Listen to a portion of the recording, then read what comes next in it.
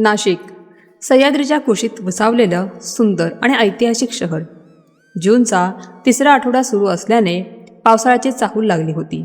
त्र्यंबकेश्वरहून येणाऱ्या गार वाऱ्यासोबत ओल्या मातीचा सुगंध हवेत दरवळत होता. नाशिक इगतपुरी महामार्गावरील डोंगराच्या पायथ्याशी असलेले निसर्गविहार रिसॉर्ट आज दिव्यांच्या रोषणाईने उजळून निघाले होते. निमित्त होतं फादर डेचं आणि या भव्य सोहळ्याचे आयोजन केले होते नाशिकमधील बांधकाम क्षेत्रातील सुप्रसिद्ध नाव असलेल्या पाटील कन्स्ट्रक्शनचे सर्वेसर्वा रघुनाथराव पाटील यांच्या एकुलत्या एका मुलाने म्हणजेच सिद्धांतने. पार्किंगमध्ये महागड्या गाड्यांची रांग लागली होती. शहरातील राजकारणी, नामवंत बिल्डर्स, व्यावसायिक आणि उच्चभ्रू समाजातील अनेक चेहरे उपस्थित होते. विदेशी फुलांची सजावट, विविध पदार्थांचे स्टॉल्स, स्विमिंग पूलवर पडणारे रंगीत प्रकाश किरण आणि मंद संगीतामुळे पार्टीचा थाट डोळे दिपवणारा होता. या सगळ्या झगमगाटात सिद्धांत एखाद्या राजासारखा वावरत होता. कंपनीची कायदेशीर मालकी आणि सर्व प्रमुख मालमत्ता अजूनही आबांच्याच नावावर होती. सिद्धांत मात्र कार्यकारी संचालक म्हणून दैनंदिन कामकाज पाहत असल्यामुळे स्वतःलाच कंपनीचा खरा मालक समजू लागला होता. त्याच्या अंगावर महागडा डिझायनर सूट, मनगटावर हिरे जडवलेले घड्याळ आणि चेहऱ्यावर बापाच्या पैशांचा उर्मट माज होता.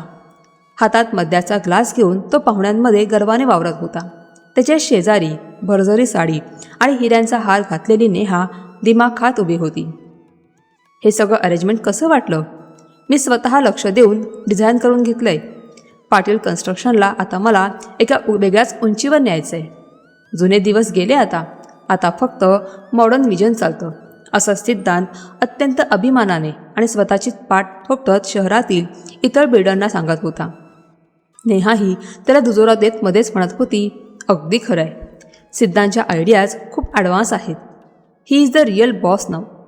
सिद्धांतचा तो आविर्भाव असा होता जणू काही पाटील कन्स्ट्रक्शन या साम्राज्याचा खरा आणि एकमेव निर्माता तो स्वतःच आहे. पण या सगळ्याच कोलाहलात, झगमगाटात आणि खोट्या दिखाव्यात रिसॉर्टच्या एका कोपऱ्यात असलेल्या शांत सोफ्यावर एक माणूस अत्यंत स्थितप्रज्ञपणे बसला होता.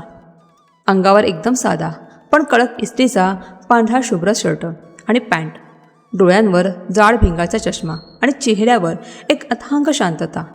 हे होते रघुनाथराव पाटील, म्हणजेच अख्ख्या नाशिकचे लाडके आबा. आबांचे वय आता 66-65च्या घरात होते, पण त्यांच्या चेहऱ्यावरील तेज, आता डोळ्यातील करारीपणा अजूनही तसाच होता. त्याने आजूबाजूच्या ते बक्कीबाज श्रीमंतीकडे एकदा शांतपणे नजर टाकली आणि नंतर आपले स्वतःचे हात पाहिले. त्या हातांवर आजही कष्टाचे घट्टे होते. विटा सिमेंट उचलून स्वतःच्या पोटाला चिमटा काढून त्यांनी पाटील कन्स्ट्रक्शन उभी केली होती. सिद्धांतला त्यांनी कधीही प्रेमाची किंवा पैशांची कमी पडू दिली नव्हती.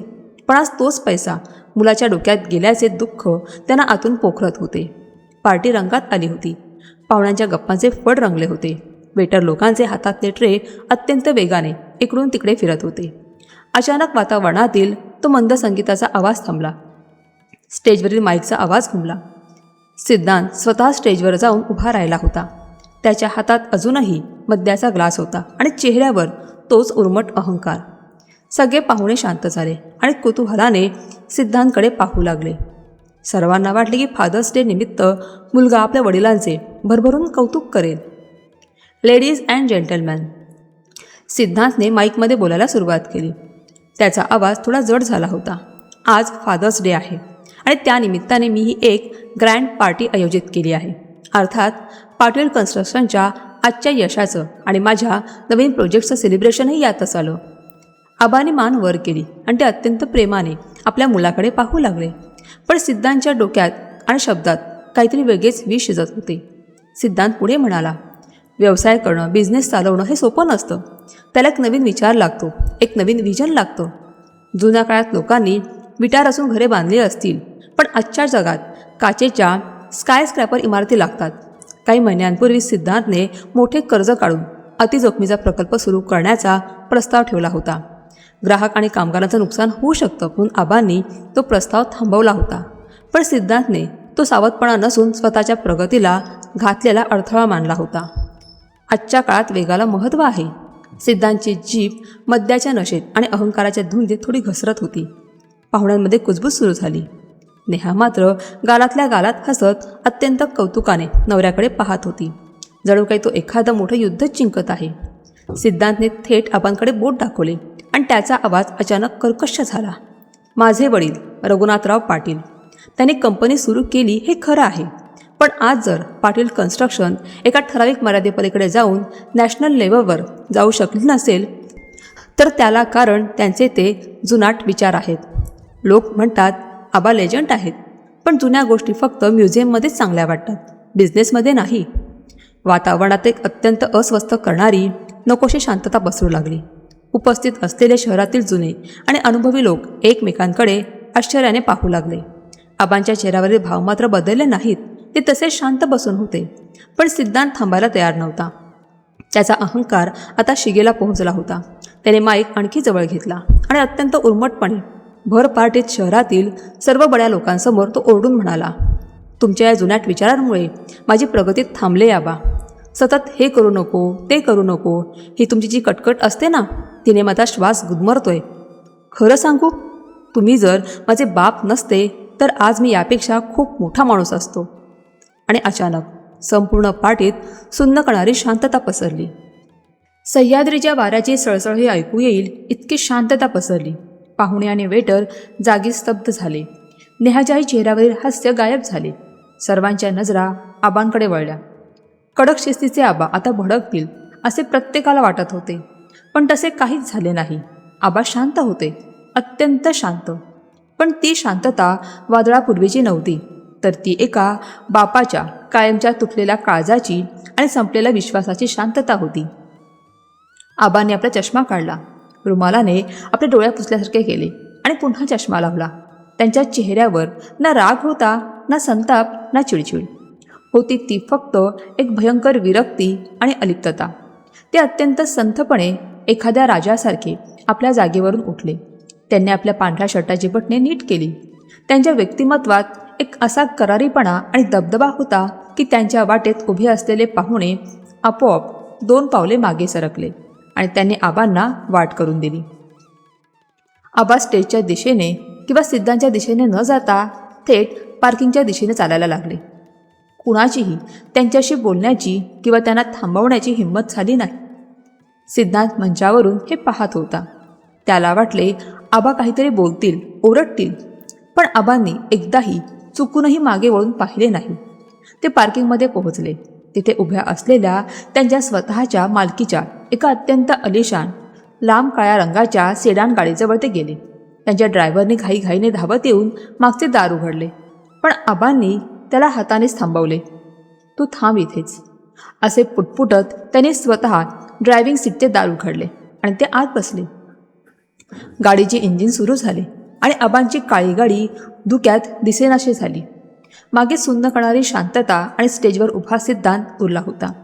त्याने नेमके काय गमावले होते याची त्याला अजून कल्पनाही नव्हती.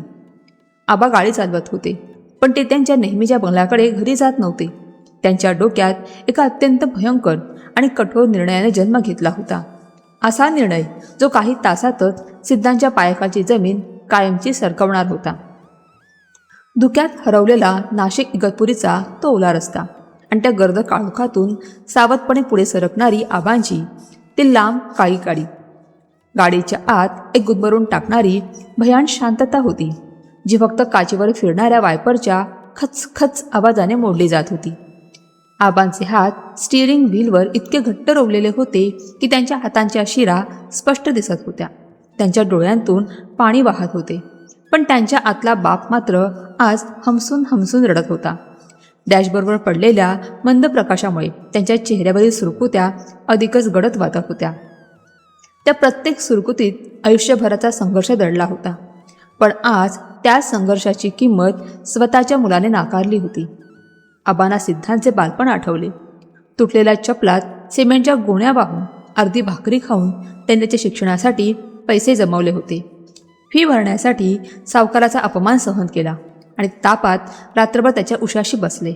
ज्या मुलासाठी त्याने आयुष्य झिजवले त्याच मुलाला आज ते जुनाट आणि कटकटीचे वाटत होते. हा विचार त्यांच्या काळजाला भाल्यासारखा छेदत होता. इकडे निसर्गविहार रिसॉर्टवर मात्र वातावरण पूर्णपणे वेगळे होते. आबा गाडी घेऊन निघून गेल्यानंतर पार्टीत पसरलेली शांतता सिद्धांतला आतून अस्वस्थ करत होती. लोकांची कुजबूज वाढली होती. आपला अपमान झालाय आणि लोक आता आपल्या पाठीमागे हसणार ही जाणीव त्याच्या अहंकाराला चावत होती. पाहुण्यांसमोर आपली गेलेली इमेज पुन्हा मिळवण्यासाठी आणि आपला खोटा रुबाब दाखवण्यासाठी सिद्धांतने मद्याचा ग्लास बाजूला ठेवला. त्याचा संताप अनावर झाला होता. म्हाताऱ्याचं डोकं फिरलंय, दुसरं काही नाही. सगळा मूड स्पॉईल करून टाकला. सिद्धांत मोठ्याने ओरडला, जेणेकरून आजूबाजूच्या बिल्डर्सना ऐकू जाईल. नेहाही त्याच्या सुरात सूर मिळवत म्हणाली, सोडून दे सिद्धांत. वृद्धपकाळामुळे त्यांची चिडचिड वाढली आहे, पण त्यांना तुझी एवढी महागडी गाडी अशी घेऊन जायला नको होती. You should do something. ती तुझी प्रॉपर्टी आहे. तुझी गाडी हा शब्द सिद्धांतला एक नामी आयडिया देऊन गेला. त्याने खिशातून आपला महागडा फोन काढला आणि थेट पोलिसांच्या एका वरिष्ठ अधिकाऱ्याला नंबर फिरवला. पाहुण्यांना आपला दबदबा आणि ताकद दाखवण्यासाठी त्याने फोन मुद्दाम स्पीकरवर ठेवला. हॅलो इन्स्पेक्टर साहेब, मी सिद्धांत पाटील बोलतोय. पाटील कन्स्ट्रक्शनचा मालक. सिद्धांतने कॉलर उडवत अत्यंत मगरूरपणे सुरुवात केली. बोला पाटील साहेब, काय अडचण? पलीकडून पोलिसांचा आवाज आला. साहेब, माझी एक अत्यंत महागडी ब्लॅक सेडान गाडी आत्ताच रिसॉर्टवरून चोरीला गेली आहे. आणि आश्चर्याची गोष्ट म्हणजे माझे वडील रघुनाथराव पाटील ती गाडी माझी परवानगी न घेता घेऊन गेले आहेत. गाडी माझ्या मालकीची आहे, त्यामुळे ती ताबडतोब अडवून माझ्याकडे परत द्या. त्यांचं वय झालंय, त्यांना धड गाडी चालवता येत नाही आणि ती गाडी माझ्या मालकीची आहे. तुम्ही लगेच नाकाबंदी करून ती गाडी अडवा आणि माझ्या ताब्यात द्या. सिद्धांतने मोठ्या दिमाखात आज्ञा सोडल्यासारखे सांगितले. तिथे उपस्थित असलेले पाहुणे हे ऐकून थक्क झाले. बापावर चक्क चोरीचा आरोप करणारा मुलगा पाहून अनेक जुन्या जाणत्या लोकांनी संतापाने माना वळवल्या. तिकडे महामार्गावर एका बंद धाब्यापाशी आबांनी आपली गाडी बाजूला उभी केली होती. रात्रीचे 11:30 वाजत आले होते. तेवढ्यात आबांचा फोन वाजला. स्क्रीनवर नाशिक पोलिसांच्या एका अधिकाऱ्याचे नाव होते. आबांनी अत्यंत शांतपणे फोन उचलला. नमस्कार आबा, मी इन्स्पेक्टर जाधव बोलतोय. पोलिसांचा आवाज अत्यंत आदबीचा आणि नम्र होता. अख्ख्या नाशिकमध्ये आबांच्या शब्दाला आणि त्यांच्या माणुसकीला काय किंमत आहे हे पोलिसांनाही माहीत होतं. नमस्कार जाधव साहेब, बोला ना. आबांचा आवाज नदीच्या संत प्रवाहासारखा स्थिर होता. आबा, क्षमा करा, पण आत्ताच आम्हाला एक तक्रार आली आहे. सिद्धांतरावाने फोन केला होता. त्यांचं म्हणणं आहे की तुम्ही त्यांची गाडी जबरदस्तीने घेऊन गेला आहात. एक चोरीची तक्रार म्हणून ते दाखल करायला पाहत आहेत. मला माहीत आहे यात काहीतरी गैरसमज आहे, पण ड्युटीचा भाग म्हणून विचारतोय. जाधव साहेब अत्यंत संकोचून आणि अडखळत बोलले. हे ऐकताच आबांच्या चेहऱ्यावर एक अत्यंत केविलवाणे पण जळजळीत हास्य उमटले. स्वतःच्या पोटच्या पोराने बापावर चोरीचा आरोप करावा, इथपर्यंत मजल गेली या वात्राट पोराची. आबाने एक दीर्घ श्वास घेतला. जाधव साहेब, तुम्ही फक्त 2 मिनिटे होल्डवर राहा. आबा शांतपणे म्हणाले. आबाने डॅशबोर्डमधून गाडीची फाईल काढली आणि RC, विमा व खरेदीची पावती यांचे फोटो जाधव साहेबांना पाठवले. पेपर्स तपासा आणि मग योग्य ती कारवाई करा, आबा शांतपणे म्हणाले. कागदपत्रे पाहताच गाडी आबांच्याच नावावर असल्याचे जाधव साहेबांच्या लक्षात आले. रिसॉर्टवर सिद्धांत अजूनही स्पीकरवर फोन ठेवून लोकांसमोर आपला रुबाब झाडत होता. पाहिलं, 5 मिनिटात गाडी कशी परत येते ते बघा. माझा शब्द खाली पडत नाही या शहरात, तो नेहाला आणि बाकीच्यांना सांगत होता. तेवढ्यात इन्स्पेक्टर जाधव यांचा त्याला रिटर्न कॉल आला. सिद्धांतने हसत हसत फोन उचलला आणि सर्वांना ऐकू जाण्यासाठी पुन्हा मोठ्या दिमाखात स्पीकर ऑन केला. हां साहेब, पकडलत का त्या म्हाताऱ्याला? माझी गाडी सुरक्षित आहे ना? आणि पलीकडून इन्स्पेक्टर जाधव यांचा कडक आणि संतापलेला आवाज रिसॉर्टच्या त्या शांत वातावरणात एखाद्या बॉम्बसारखा फुटला. ए सिद्धांत, तुझी लायकी आहे का आबांबद्दल असं बोलायची? तू कोणाला चोर म्हणतोयस? तुझ्या स्वतःच्या बापाला? सिद्धांतचा चेहरा एकदम पांढरा पडला. पाहुण्यांमधील कुजबूज अचानक थांबली. सगळेजण आश्चर्याने आणि धक्क्याने फोनकडे पाहू लागले. नेहाची तर दातखिळीच बसली. साहेब, तुम्ही हे काय बोलताय? ही माझी गाडी आहे. सिद्धांत अडखळत म्हणाला. गाडीचे RC, विमा आणि खरेदीची पावती रघुनाथराव पाटील यांच्या नावावर आहे. स्वतःची गाडी घेऊन जाणाऱ्या मालकावर चोरीची तक्रार करता येत नाही. चुकीची माहिती देऊन पोलिसांचा वापर कौटुंबिक वादासाठी करू नका. जाधव साहेबांनी कडक शब्दात सुनावले. हे शब्द रिसॉर्टवर एखाद्या विजेसारखे कोसळले. सिद्धांच्या पायाखालची जमीन अक्षरशः सरकली. त्याचा श्वास अडकला आणि घशाला कोरड पडली. नेहाचा तर चेहरा भीतीने आणि लाजेने काळा ठिक्कर पडला होता. पुन्हा अशा प्रकारे खोटी माहिती देऊन तक्रार करण्याचा प्रयत्न केलात तर तुमच्याविरुद्ध कायदेशीर कारवाई होऊ शकते. हा तुमचा कौटुंबिक वाद आहे, त्यात पोलिसांचा गैरवापर करू नका, असं खणखणीत सुनावून इन्स्पेक्टर जाधव यांनी रागाने फोन कट केला. पूर्ण रिसॉर्टवर आता स्मशान शांतता पसरली होती. मगाशी सिद्धांचे खोटे कौतुक करणारे शहरातले बडे लोक आता त्याच्याकडे अत्यंत तुच्छतेने आणि तिरस्काराने पाहत होते. काहींनी तर उघडपणे हसायला आणि टोमणे मारायला सुरुवात केली. अरे, बापाच्या जीवावर एवढी हवा, स्वतःची कवडीची लायकी नाही या पोराची, अशी कुजबूज स्पष्ट ऐकू येऊ लागली. अनेकाने जेवणाची ताटे तिथेच टाकली आणि पार्टीतून अत्यंत रागाने आणि सिद्धांचा तिरस्कार करत निघून जाणे पसंत केले. सिद्धांच्या डोक्यातील अहंकाराचा इमला पत्त्यांच्या बंगल्यासारखा क्षणार्धात कोसळला होता. तो आणि नेहा तिथेच मान खाली घालून उभे होते. ज्या पाहुण्यांसमोर त्याने आबांचा अपमान केला होता त्याच पाहुण्यांसमोर आज त्याची अक्षरशः विटंबना झाली होती. पैशांचा आणि अधिकाराचा जो खोटा मुखवटा त्याने चढवला होता तो पोलिसांच्या एका फोनने टराटरा फाडून टाकला होता. इकडे रस्त्याच्या कडेला गाडीत बसलेल्या आबांनी फोन बाजूला ठेवला. त्यांच्या चेहऱ्यावर मुलाचा अपमान केल्याचा कोणताही आनंद नव्हता. एका बापाने मुलाला हरवण्यात कसला आलाय आनंद.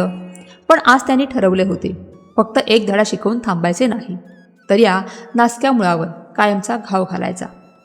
आबाने गाडीचे इंजिन पुन्हा सुरू केले आणि गाडीचा वेग वाढवला. पण यावेळी गाडी घराच्या दिशेने जात नव्हती, ती जात होती एका दुसऱ्याच दिशेने, जिथे सिद्धांच्या आयुष्यातील सर्वात मोठा आणि भयानक धक्का त्याची वाट पाहत होता. रात्रीचे 12 वाजून गेले होते. नाशिक शहरावर एकमुख काळी कुट्ट आणि भयंकर शांतता पसरली होती. पावसाची भुरभुर अजूनही चालूच होती. रस्त्यांवरील पिवळ्या दिव्यांचा प्रकाश ओल्या डांबरी रस्त्यावर पडून परावर्तित होत होता. आबांची गाडी गंगापूर रोडवरील एका जुन्या पण अत्यंत भक्कम आणि पारंपरिक अशा बंगल्यासमोर येऊन थांबली. बंगल्याच्या बाहेर पांढऱ्या संगमरवरी पाटीवर कोरलेले होते ॲडव्होकेट माधवराव भालेराव. माधवराव हे केवळ आबांचे वकील नव्हते, तर गेल्या 40 वर्षांचे त्यांचे जिवलग मित्र, सुखदुःखाचे सोबती आणि कायदेशीर सल्लागार होते. आबांनी गाडीतून उतरून थेट बंगल्याची बेल वाजवली. इतक्या रात्री बेल वाजल्यामुळे माधवराव थोडे गडबडूनच बाहेर आले. दरवाजा उघडताच समोर पावसात थोडे भिजलेले, डोळ्यांवर चष्मा असलेले आणि चेहऱ्यावर एक अथांग शून्यात हरवलेले शांतता घेऊन उभे असलेले आभा दिसले. रघुनाथ, अरे इतक्या रात्री काय झालंय? आत या आधी. माधवरावांनी आश्चर्याने आणि काळजीत पडून आबांना आत घेतले. माधवरावांचे ऑफिस त्यांच्या बंगल्यातच एका बाजूला होते. जुन्या लाकडी फर्निचरचा एक विशिष्ट वास, भिंतीवर लावलेले मोठमोठ्या कायदेपंडितांचे फोटो, कायद्याच्या जाडजूड पुस्तकाने भरलेली काचेची कपाटे आणि टेबलावर जळणारा एक पिवळा लॅम्प. त्या रात्रीच्या शांततेत त्या ऑफिसचे वातावरण अत्यंत गंभीर वाटत होते. भिंतीवरच्या जुन्या घड्याचा टिकटिक आवाज सोडला तर तिथे फक्त आबांच्या जड श्वासांचा आवाज घुमत होता. आबा शांतपणे एका मोठ्या लाकडी खुर्चीत जाऊन बसले. माधवरावांनी त्यांना पाण्याचा ग्लास दिला. आबांनी पाण्याचा एक घोट घेतला आणि ते तसेच शून्य नजरेने समोर पाहू लागले. रघुनाथ, बोल ना, काय झालं? तू आज रिसॉर्टवर होतास ना पार्टीत? मग इथे असा अचानक? माधवरावाने काळजीने विचारले. आबांनी एक दीर्घ श्वास घेतला.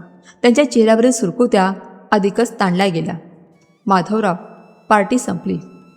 फक्त रिसॉर्टवरची नाही, माझ्या डोळ्यांवरच्या आंधळ्या पुत्रमोहाचा पडदा आज कायमचा दूर झाला. आबांचा आवाज कापत होता, पण त्यात एक भयंकर पोलादी निर्धार होता. त्याने माधवरावांना रिसॉर्टवर झालेला संपूर्ण प्रकार, सिद्धांतने केलेला अपमान आणि नंतर पोलिसांना केलेला खोटा फोन, सर्व काही तसं तसं सांगितलं. हे ऐकून माधवराव सुन्न झाले. त्यांच्या हातातला पेन खाली पडला. सिद्धांत असं म्हणाला आणि पोलिसांना फोन? हे भयंकर आहे रघुनाथ. पण तू शांत हो. पोराचं डोकं फिरलंय पैशाच्या माजानं. मी उद्या त्याला बोलावून घेतो आणि चांगला दम भरतो. नाही माधवराव.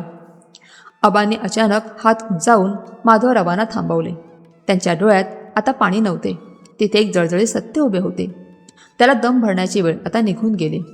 चूक त्याची नाही आहे माधवराव, चूक माझी आहे. मीच एक बाप म्हणून पूर्णपणे हरलोय. आबा खिडकीबाहेर पाहत शांतपणे म्हणाले, माधवराव, मुलावर प्रेम करताना मी त्याला कष्टाची किंमत शिकवायची विसरलो. पैसा दिला, पण तो कमावण्याची जिद्द दिली नाही. आज माझी ती सर्वात मोठी चूक मला सुधारायची आहे. माधवराव शांतपणे आबांचे ते उद्विग्न बोलणे ऐकत होते. हिंदू कौटुंबिक व्यवस्थेत एका बापाची ही हतबलता अत्यंत विदारक असते. आयुष्यभर रक्ताचं पाणी करून घर उभं करायचं आणि म्हातारपणी त्याच घरातून पोराने अपमानित करून हाकलून द्यायचं, हे दुःख कोणत्याही बापाला सहन न होणारे असते. मग आता पुढे काय रघुनाथ, काय विचार केलायस? माधवरावांनी अत्यंत काळजीने विचारले. आबा खिडकीकडून वळले. त्यांचा चेहरा आता एका कठोर न्यायाधीशासारखा झाला होता. माझं मृत्यूपत्र काढ माधवराव, आत्ताच्या आत्ता. मला त्यात बदल करायचे आहे. माधवराव चमकले. रघुनाथ, तू रागाच्या भरात निर्णय घेतोस, थोडा विचार कर. हा राग नाही आहे माधवराव, हा पश्चाताप आहे आणि हे प्रायश्चित्त आहे माझ्या चुकीचं. आबांचा आवाज आता पूर्णपणे खंबीर होता. जे यश, जी संपत्ती सिद्धांतने स्वतःच्या घामाने मिळवलीच नाही आहे, त्यावर त्याचा काहीही अधिकार नाही. लिहून घे, जर सिद्धांत माझी अट पूर्ण करू शकला नाही तर माझ्या मालकीचे कंपनीतील सर्व हक्क कामगार कल्याण विश्वस्त संस्थेकडे जातील. ज्या मजुरांनी आणि कामगारांनी उन्हातानात राबून माझ्यासोबत ही कंपनी उभी केली, त्या कंपनीचे खरे हक्कदार तेच असतील, माझा सिद्धांत नाही. माधवरावांनी थरथरते हातांनी कागद आणि पेन पुढे ओढला. त्यांना आबांचा हा निर्णय धक्कादायक वाटत होता, पण आबांच्या चेहऱ्यावरील तो दृढ निश्चय पाहून त्यांना विरोध करण्याची हिंमत झाली नाही. आणि तो माझा राहता बंगला, जिथे सिद्धांत आणि नेहा सध्या राहतात, आबा पुढे सांगू लागले, तो बंगला शहरातील सर्वात मोठ्या अनाथाश्रमाला दान करण्याची तरतूद करा. ज्या घरात बापाची किंमत उरली नाही, ते घर अनाथ मुलांच्या हसण्याने आणि खेळण्याने भरून जाऊ दे. आणि सिद्धांत? माधवरावांनी अडखळत विचारले. सिद्धांत आणि नेहाला काय मिळणार? आबांच्या डोळ्यात एक कठोरपणा आला. शून्य, भोपळा. सिद्धांत रघुनाथ पाटील याला माझ्या संपत्तीतून, पैशातून आणि व्यवसायातून मी पूर्णपणे बेदखल करत आहे. त्याला माझा 1 रुपयाही मिळणार नाही. रघुनाथ, हे खूप कठोर होतंय. तो तुझा एकुलता एक मुलगा आहे, त्याला रस्त्यावर आणशील तू? माधवराव मित्रत्वाच्या नात्याने समजावण्याचा प्रयत्न करत होते. कठोर नाही माधवराव, हेच प्रेम आहे, खरं प्रेम. जर मी आज कठोर झालो नाही तर उद्या हा पैसा त्याला पूर्णपणे घेऊन टाकेल. त्याला जमिनीवर आपटल्याशिवाय आणि वास्तवाचे चटके बसल्याशिवाय कष्टाच्या भाकरीची चव समजणार नाही. आजपर्यंत मी त्याचा बाप म्हणून त्याला सर्व काही दिलं. आज मी त्याचा गुरु म्हणून त्याला त्याची लायकी दाखवून देणार आहे. रात्रीचे 2 वाजले होते. माधवरावांच्या ऑफिसमध्ये कागदपत्रांची जुळवाजुळव सुरू होती. मृत्यूपत्राचा नवीन मसुदा तयार होत होता. पाटील कन्स्ट्रक्शनची मालकी कामगारांकडे आणि घर अनाथाश्रमाला. प्रत्येक शब्द कागदावर उमटत होता आणि आबांच्या मनावरचे एक मोठे ओझे हलके होत होते. आबांनी त्या रात्री मसुद्याला मंजुरी दिली. दुसऱ्या दिवशी सकाळी माधवरावांनी 2 स्वतंत्र साक्षीदारांना बोलावून घेतले आणि सर्व कायदेशीर प्रक्रिया पूर्ण झाल्यानंतर आबांनी मृत्यूपत्रावर स्थिर हातांनी सही केली. सह्या पूर्ण झाल्यावर आबा खुर्चीत मागे रेळले. त्यांच्या डोळ्यात आता वेदना नव्हती, तर एक विचित्र अशी शांतता होती. एक बाप म्हणून त्यांनी आज स्वतःच्या काळजावर दगड ठेवला होता, पण एक माणूस म्हणून त्यांनी आज अत्यंत योग्य आणि न्यायाचा निर्णय घेतला होता. उद्या सकाळी तो येईलच माझ्याकडे, पैशांचा हिशोब मागायला. आबा उठत म्हणाले. त्यांच्या आवाजात आता एक आव्हान होते.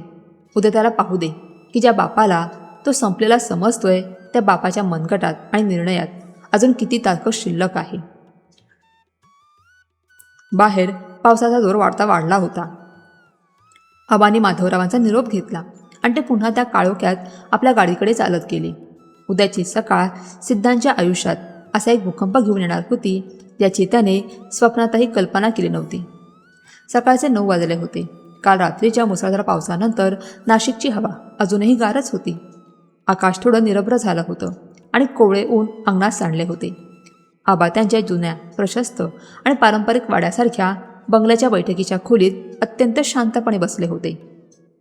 समोरच्या लाकडी टिपॉयवर वाफाळलेला चहा आणि आजचे वर्तमानपत्र ठेवलेले होते. काल रात्रीच्या त्या भयंकर प्रसंगानंतर आणि वकिलांकडे घेतलेल्या त्या कठोर निर्णयानंतरही आबांच्या चेहऱ्यावर एक अथांग आणि स्थितप्रज्ञ शांतता होती. ते देवपूजेची निरांजन लावून नुकतेच बाहेर आले होते. अचानक बाहेरून एका गाडीचा कर्कश वेग लागल्याचा आवाज आला. गाडीचे दरवाजे अत्यंत जोरात आपटले गेले आणि पुढच्या क्षणी बैठकीच्या खोलीचा मोठा लाकडी दरवाजा अक्षरशः ढकलून सिद्धांत आणि त्याची पत्नी नेहा आत घुसले.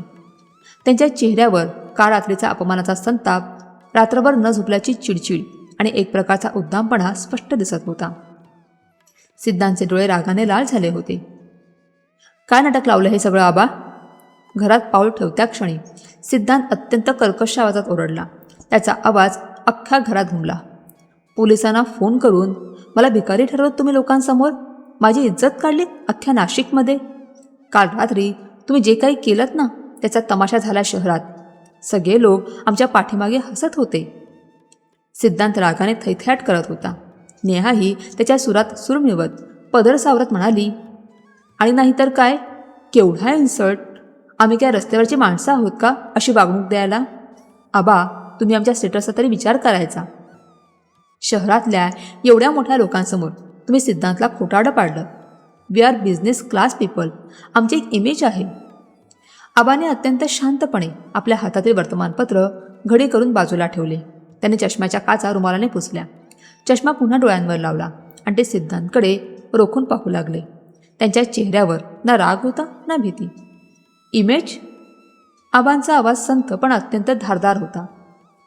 इमेज स्वतःच्या कष्टाने कमवायची असते रे सिद्धांत. बापाच्या पैशांची उधळपट्टी करून नाही. आणि ज्या इज्जतीची तू बात करतोयस ना ती काल रिसॉर्टवर तू स्वतःच्या हाताने चव्हाट्यावर मांडलीस. भर पार्टीत तू बापाला जुनाट म्हणालास. तेव्हा तुझी इज्जत कुठे गेली होती? बघा आबा, काल जे झालं ते झालं. मला तर त्यावर चर्चा करायची नाही आहे. सिद्धांतने उर्मटपणे हातवारे करत विषय वळवला. पण आता मला हे रोजचं नाटक नको आहे. तुमच्या त्या कटकटींमुळे माझा श्वास गुदमरतोय. मी तुमचा एकुलता एक मुलगा आहे. माझा कायदेशीर हक्क आहे या सगळ्यावर. त्यामुळे आजच्या आज तुम्ही पाटील कन्स्ट्रक्शन आणि हा बंगला पूर्णपणे माझ्या नावावर ट्रान्स्फर करा. तुम्ही आता निवृत्त व्हा. मला माझा हक्क हवा आहे. नेहाचे डोळे पैशांच्या लोभाने आणि सत्तेच्या लालसेने चमकले. ती पुढे होऊन फणकाराने म्हणाली, हो, आणि ते पण आत्ताच्या आत्ता. आबा, तुम्ही विनाकारण सिद्धांतला त्रास देताय. आम्ही एवढे शिकलेले आहोत, मॉडर्न बिझनेस करतोय. तुम्ही उगाच मध्ये मध्ये घालून आमची प्रगती थांबवताय. हे बघा, आम्ही ठरवलंय आज संध्याकाळपर्यंत तुम्ही प्रॉपर्टी ट्रान्सफरच्या पेपर्सवर साईन करायची, नाहीतर आम्हाला आमच्या हक्कासाठी कोर्टात जावं लागेल. कोर्ट हा शब्द ऐकताच आबांच्या चेहऱ्यावर एक अत्यंत थंड हास्य उमटले. ते संतपणे आपल्या जागेवरून उठले. त्यांचा तो शांत पण दबदबा निर्माण करणारा अवतार पाहून सिद्धांत आणि नेहा क्षणभर गप्प झाले. आबा चालत लाकडी कपाटाजवळ गेले आणि त्यांनी तिथून एक जाड फाईल काढली. ती फाईल त्यांनी आणून सिद्धांतच्या समोर टिपायावर आदळली. हक्क? कसला हक्क रे सिद्धांत? आणि नेहा, कोर्टात जाण्याची भाषा तू मला शिकवणार?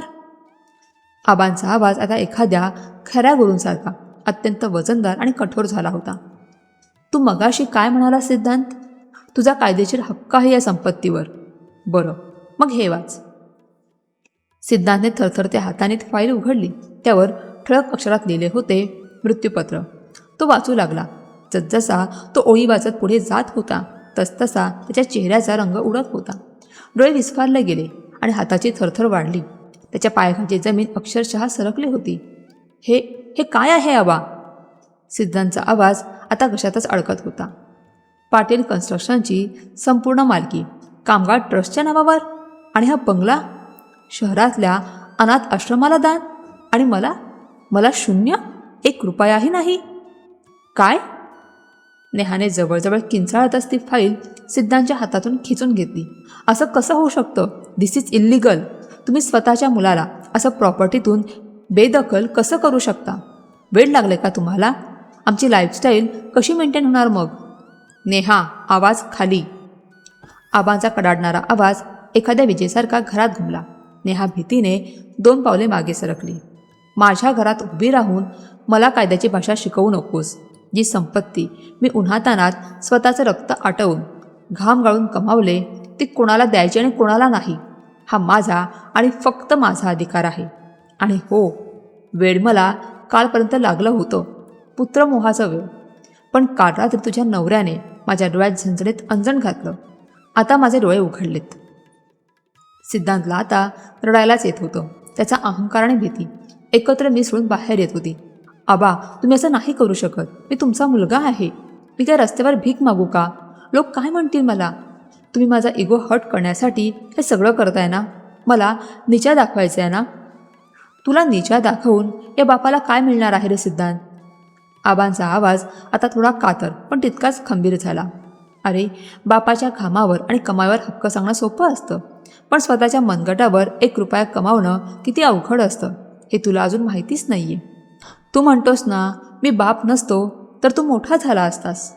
मग आता मोठा होऊन दाखव ना माझ्याशिवाय. आणि राहिला प्रश्न कोर्टाचा, तर माधवराव वकिलांनी सर्व कायदेशीर प्रक्रिया पूर्ण करून हे मृत्यूपत्र तयार केलं आहे. संपत्ती स्वकष्टाची असल्यामुळे तू जिवंतपणी त्यावर जबरदस्तीने मालकी सांगू शकत नाहीस. सगळी संपत्ती माझ्या स्वकष्टार्जित कमाईची आहे, त्यामुळे माझा निर्णय अंतिम आहे.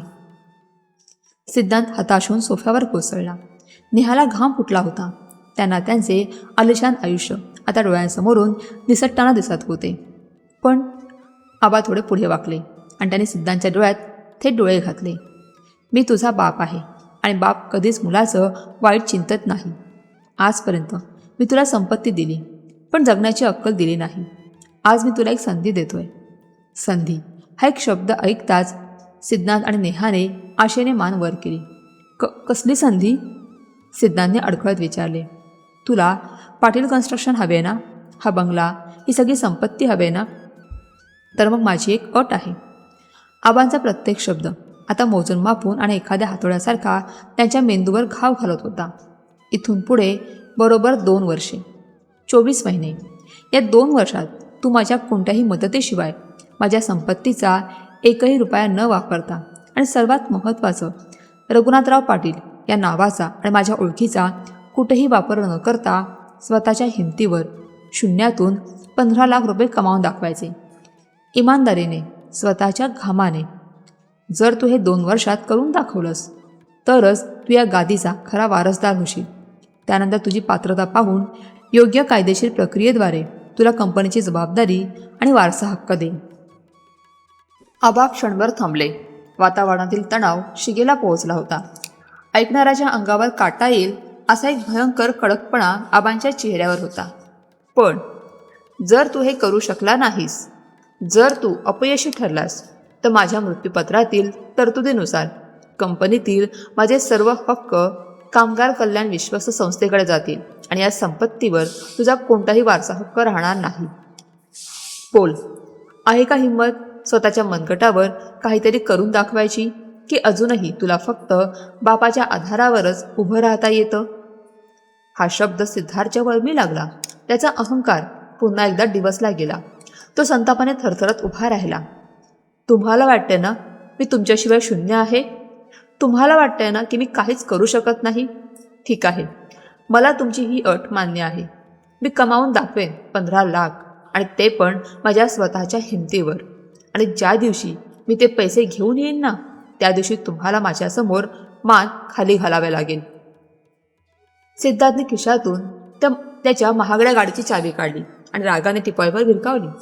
चल नेहा, आपल्याला यांच्या एका पैशाची गरज नाहीये. मी कोण आहे हे मी सिद्ध करून दाखवेनच. तो ताडकन वळला आणि तरातरा चालत घराबाहेर पडला. नेहा मात्र भीतीने, लोभाने, आता पुढे काय होईल या चिंतेने आबांकडे आणि मग त्या मृत्यूपत्राच्या फाईलकडे पाहतच राहिली. अखेर तीही नाईलाजाने मान खाली घालून सिद्धांच्या मागे धावली. आबा तिथे शांतपणे उभे होते. त्यांच्या डोळ्यात मुलाने दिलेलं आव्हान स्वीकारल्याचं एक विचित्र समाधान होतं. पण त्याचवेळी त्याला आता जगात भोगाव्या लागणाऱ्या कष्टांची जाणीव होऊन बापाचं काळीज थोडं तिळतिळ तुटतही होतं. त्याने टिपॉयवरील ती गाडीची चावी हातात घेतली आणि एका दीर्घ श्वासासह डोळे मिटून घेतले. सिद्धांची खरी परीक्षा आता सुरू झाली होती. आबांच्या बंगल्याच्या त्या भव्य लोखंडी गेटबाहेर पडताना सिद्धांतचा ओठ खोट्या अभिमानाने आणि रागाने भरून आला होता. 15 लाखच ना, एका चुटकीत कमावून दाखवेन. या आबांना वाटतंय काय जगात फक्त यांनाच बिझनेस करता येतो? असं स्वतःशीच पुटपुटत त्यांनी नाशिकच्या रस्त्यावर पाऊल ठेवले. मागे नेहा अत्यंत वैतागलेल्या चेहऱ्याने चालत होती. खिशात थोडे वैयक्तिक पैसे होते. कंपनीची क्रेडिट कार्डे, खर्च खाते आणि इतर सुविधा त्याने आबांकडे परत केल्या होत्या. गाडीची चावी घरातच भिरकावल्यामुळे आज पहिल्यांदाच सिद्धांतला रस्त्यावरून पायी चालण्याची वेळ आली होती. पायातले ते लाखो रुपयांचे ब्रँडेड शूज आज पहिल्यांदाच नाशिकच्या खडबडीत रस्त्यांवर घासत होते. नेहाकडे असलेल्या थोड्याशा वैयक्तिक बचतीतून त्याने डिपॉझिट भरले आणि एका साध्या टॅक्सीने शहरातील मध्यमवर्गीय वस्तीतल्या छोट्याशा भाड्याच्या घरात राहायला गेले. सिद्धांतला वाटले होते की फक्त काही दिवसांचा प्रश्न आहे. लवकरच तो एखाद्या मोठ्या कंपनीत CEO किंवा डायरेक्टर म्हणून रुजू होईल आणि पैशांचा पाऊस पडेल. पण जेव्हा तो खऱ्या जगात बाहेर पडला तेव्हा त्याच्या अहंकाराच्या काचेच्या महालाला पहिला तडा गेला. दुसऱ्या दिवशी सकाळी त्याने आपल्या सर्व खास मित्रांना फोन लावला, जे त्याच्या पैशांवर मोठ्या हॉटेल्समध्ये पार्ट्या झोडायचे. हॅलो विक्रम, अरे मी घर सोडले, मला एका नवीन बिझनेससाठी फंड्स हवेत किंवा तुझ्या कंपनीत एखादं मोठं पद. सिद्धांतने मोठ्या आत्मविश्वासाने विचारले, पण पलीकडून आलेले उत्तर त्याच्या पायाखालची जमीन सरकवणारे होते. अरे सिद्धार्थ, मी आता जरा मीटिंगमध्ये आहे आणि माझ्याकडे सध्या फंड्स नाहीत यार, आपण नंतर बोलू.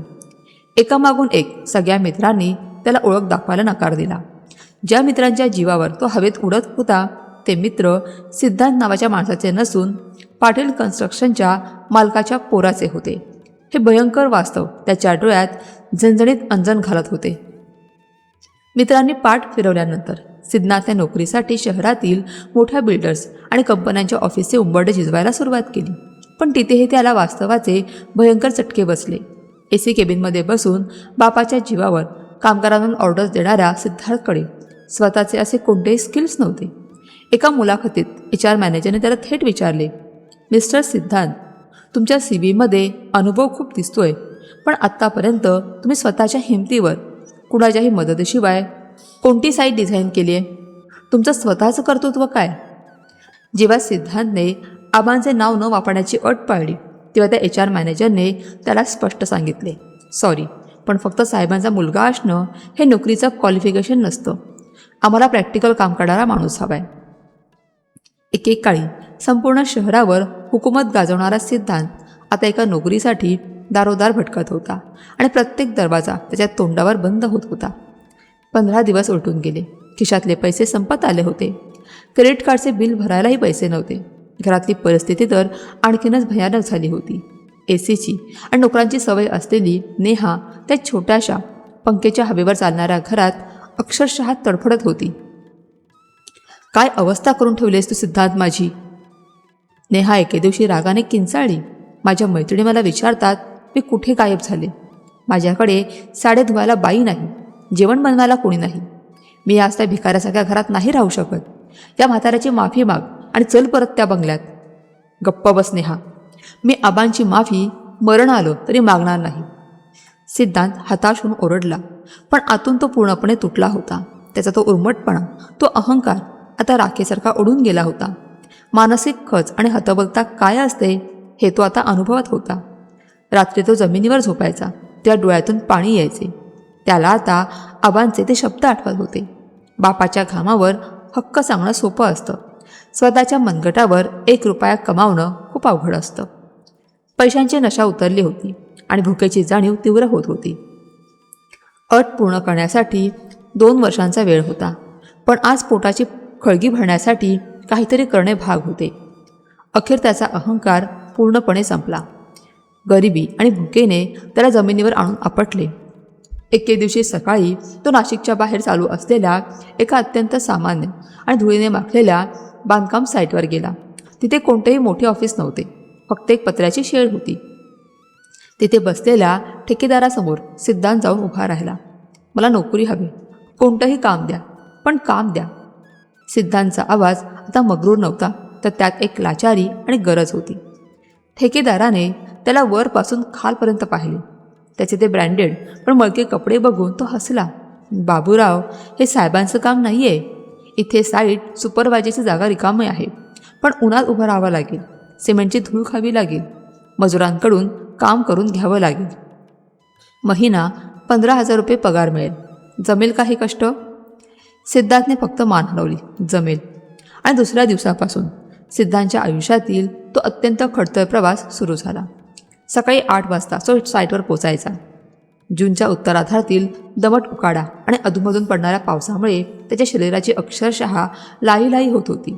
ज्या अंगाला फक्त एसीची सवय होती त्या अंगातून आता घामाच्या धारा वाहत होत्या. पायातले ते ब्रँडेड शूज फाटून आता साधे आणि जाड बुटांनी जागा घेतली होती. तरीही तळपायची आग होत होती. सिमेंटची धूळ त्याच्या डोळ्यात नाकात जात होती. विटांच्या गाड्यांची मोजणी करणे, योग्य प्रमाणात सिमेंट मिश्रण तयार होत आहे की नाही ते पाहणे आणि गरज पडल्यास मजुरांना स्वतः हातभार लावणे, हे करताना त्याचे हात सोलून निघत होते. पाठीची चाळण होत होती. दुपारच्या सुट्टीत जेव्हा तो एका पत्र्याच्या शेडखाली उकाड्यात घामाने भिजलेला असताना आपला डबा उघडायचा तेव्हा त्याला खऱ्या आयुष्याची ओळख होत होती.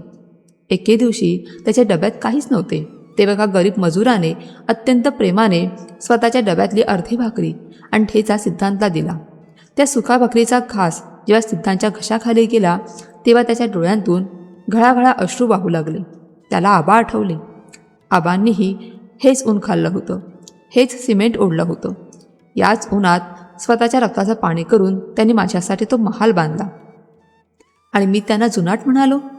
सिद्धांतला आता पैशांचे खरे मूल्य समजत होते. 15,000 रुपयांसाठी त्याला महिनाभर स्वतःचे शरीर जाळून काढावे लागले होते. ज्या पैशांची तो पाण्यासारखी उधळपट्टी करत होता त्या प्रत्येक रुपयामागे किती भयानक कष्ट असतात याचा साक्षात्कार त्याला आता उन्हाच्या चटक्यांसोबत होत होता. त्याच्या हातांवर आता मजुरांसारखे घट्टे पडू लागले होते. चेहऱ्याचा रंग उन्हाने रापून काळा पडला होता. पण या सगळ्या शारीरिक त्रासात आणि घामाच्या धारांमध्ये त्याचा तो जुना अहंकारी सिद्धांत कायमचा मरून गेला होता आणि एका नवा कष्टाची किंमत जाणणारा, वास्तवाच्या भट्टीत तावून सुलाख निघणारा सिद्धांत जन्म घेत होता. बघता बघता या खडतर आणि संघर्षमय प्रवासाला पूर्ण 1 वर्ष लोटले.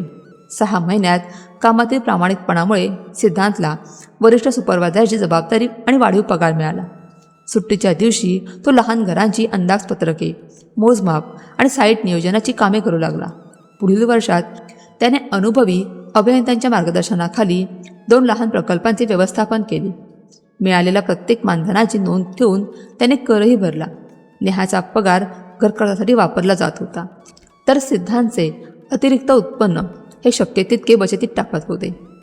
नाशिकच्या निसर्गाने आपले रंग बदलले. पावसाळ्यातील मुसळधार सरी बरसून गेल्या. हिवाळ्याची बोचरी थंडी अंगाला झोंबून गेली आणि आता पुन्हा एकदा मे महिन्याचं कडकडीत ऊन अंगाची लाही करू लागलं होतं. पण या बदलत्या ऋतूंपेक्षाही सर्वात मोठा आणि सुंदर बदल घडला होता तो सिद्धांतमध्ये.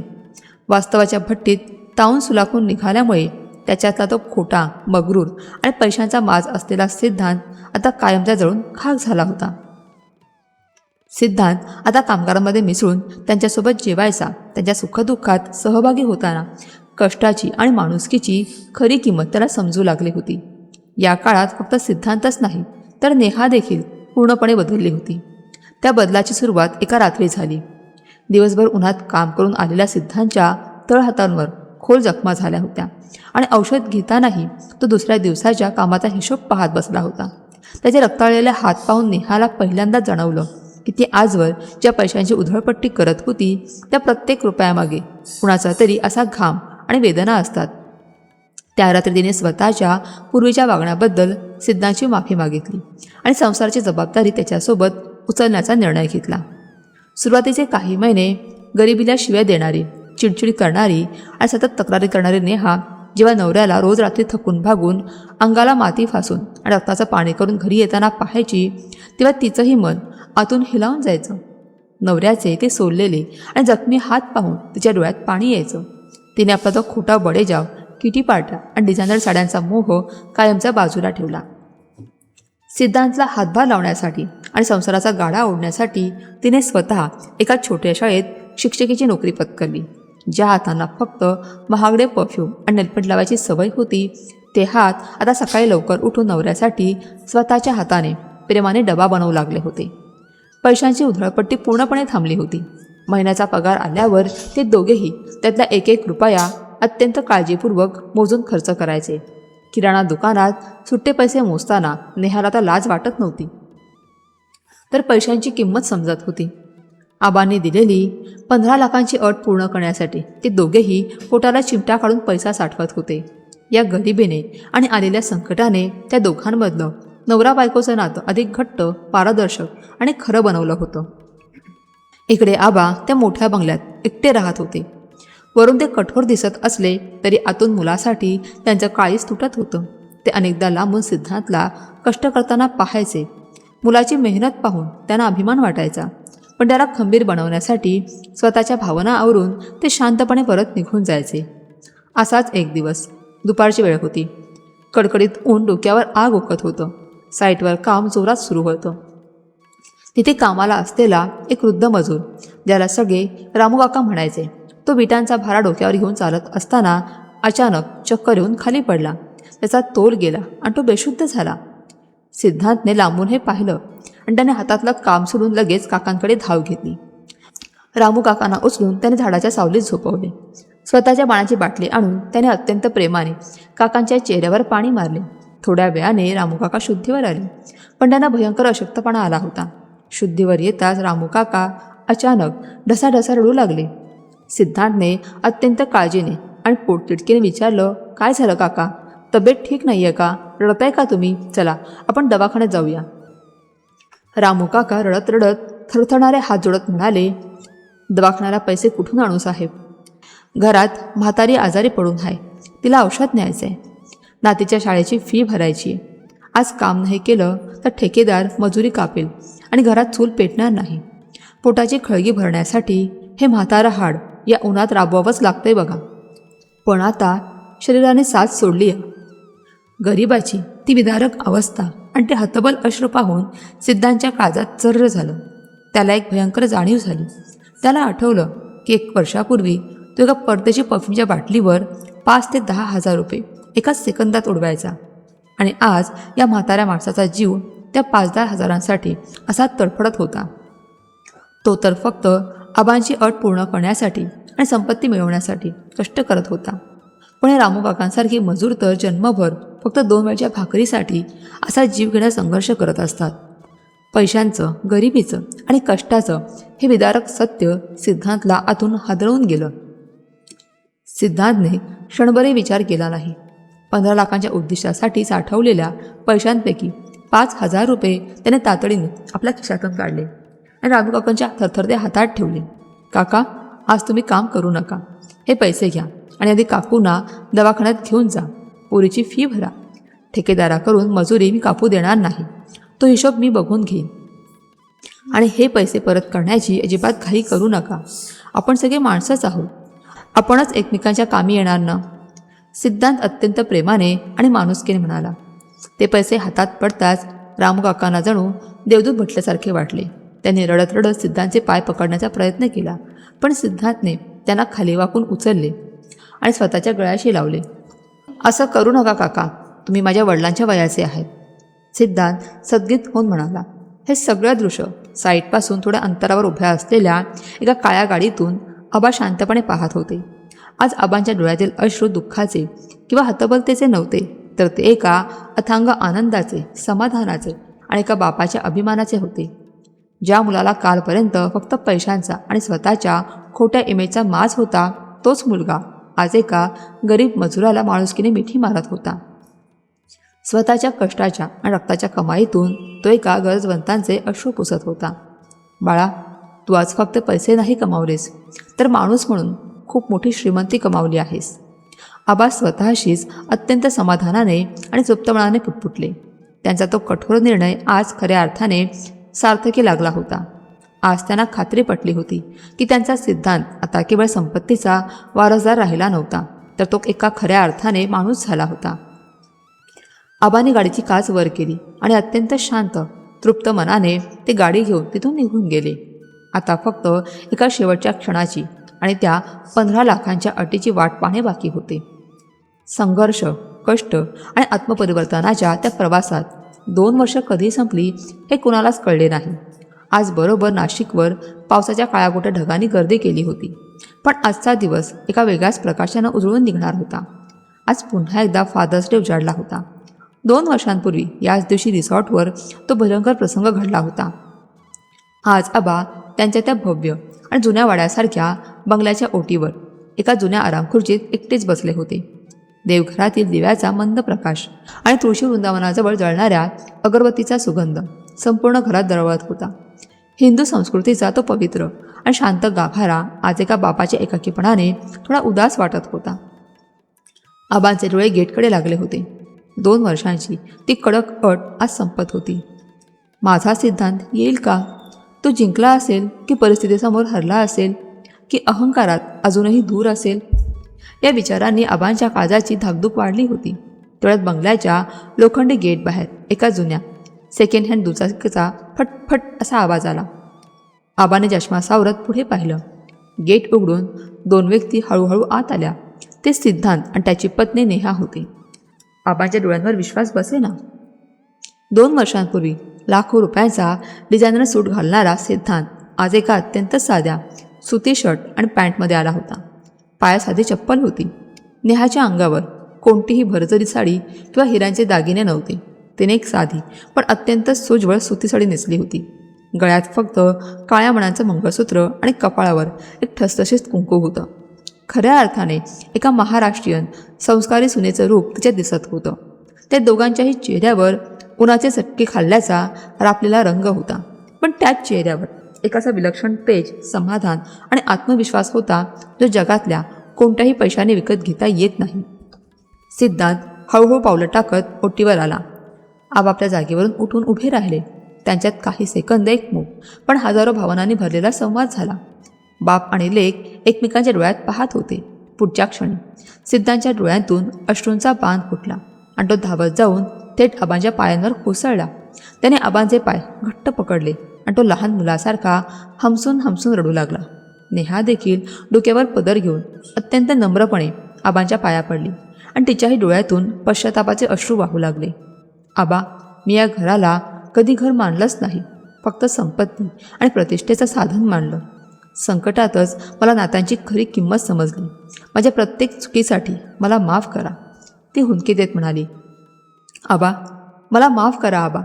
सिद्धांतचा आवाज रडण्याने कापत होता. त्याचे अश्रू आबांच्या पायांवर पडत होते. मी खूप मोठा गुन्हेगार आहे तुमचा. पैशाच्या माजाने मी आंधळा झालो होतो. ज्या हाताने मला घास भरवला त्याच हाताने मी भिडकारलो. पण या 2 वर्षांनी मला माझी लायकी दाखवून दिली.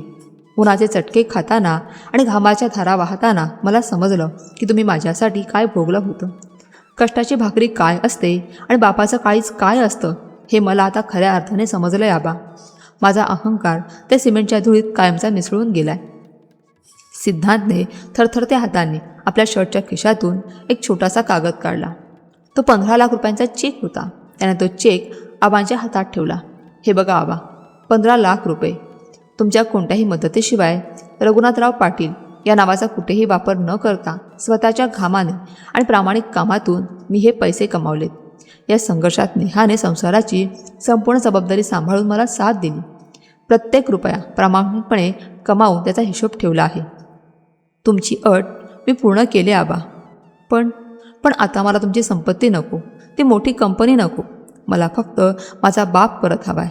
मला तुमच्या पायाशी जागा द्या आबा. मी आयुष्यभर तुमची सेवा करेन. एकत्र कुटुंबाची जी ताकद आणि संस्कार मी विसरलो होतो ते मला पुन्हा जगायचे आहेत. आबांच्या डोळ्यातूनही आता गंगेच्या धारेसारखे अश्रू वाहत होते. त्यांनी तो 15 लाखांचा चेक हातात घेतला. क्षणभर त्याकडे अत्यंत अभिमानाने पाहिलं आणि पुढच्या क्षणी त्याने तो चेक बाजूला टिपाळीवर ठेवून दिला. त्यांनी खाली वाकून सिद्धांतला खांद्याला धरून उठवलं आणि त्याला आपल्या हृदयाशी घट्ट सावरलं. बापाची ती मिठी इतकी घट्ट होती जणू काही अनेक जन्मांची तहान आज मिटत होती. अरे वेड्या, आबा रडत पण अत्यंत समाधानाने आणि गलगलून म्हणाले. मला या पैशांची, या कागदाच्या तुकड्यांची कधीच गरज नव्हती रे बाळा. मला फक्त माझा कष्टाळू, प्रामाणिक आणि माणुसकी असलेला मुलगा परत हवा होता, जो आज मला मिळालाय. बापाने दिलेली शिक्षा ही शिक्षा नसते रे. ती पोराला घडवण्यासाठी, त्याचे पाय जमिनीवर ठेवण्यासाठी दिलेली एक जडीबुटी असते. आज माझा सिद्धांत खऱ्या अर्थाने मोठा झाला. आज तू जिंकलास आणि तुझ्यासोबत तुझा हा म्हातारा बापही जिंकला. आबाने नेहाच्या डोक्यावर प्रेमाने हात ठेवला.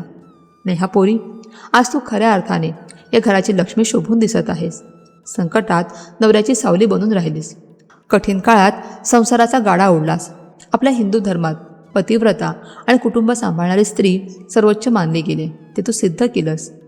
आबांनी आपल्या खिशातून पाटील कन्स्ट्रक्शनच्या मुख्य ऑफिसची चावी आणि काही पेपरची फाईल काढली. त्याने ती चावी सिद्धांच्या हातावर ठेवली.